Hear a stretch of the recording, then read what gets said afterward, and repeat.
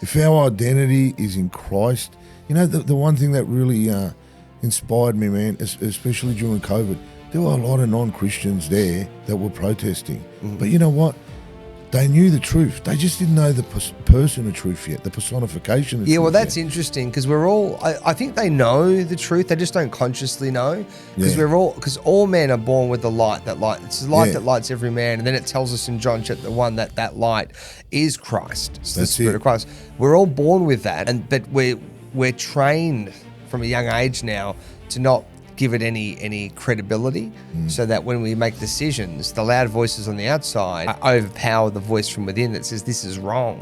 But you see, there are still a lot of people that might even claim to be atheists, yet they will still go, you know what, I can't do what everyone else is telling me to do. I know it's wrong. And then I'll ask them, how do you know it's wrong?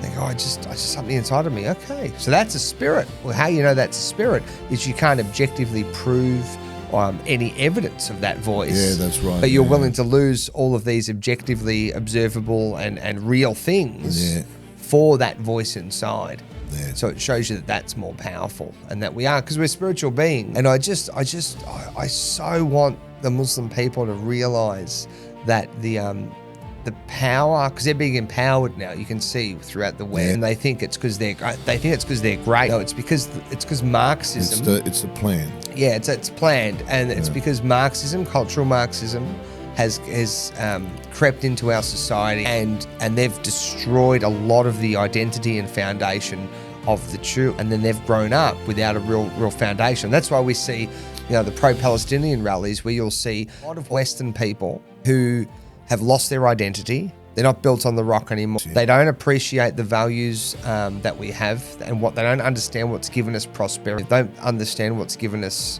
everything of beauty that we've enjoyed in this culture, because cultural Marxism's got in, given them a false sense of history, given them different values, and that's what's weakened them. And that's why we see them, a lot of these Western people, aligning with Muslims, radical Muslims, and we see them at the pro-Palestinian rallies where they've got the Australian flag and they're burning it, or they're cutting out the Union Jacks, or they've got terrorist flags, ISIS flags, and these Western people are aligning with these people.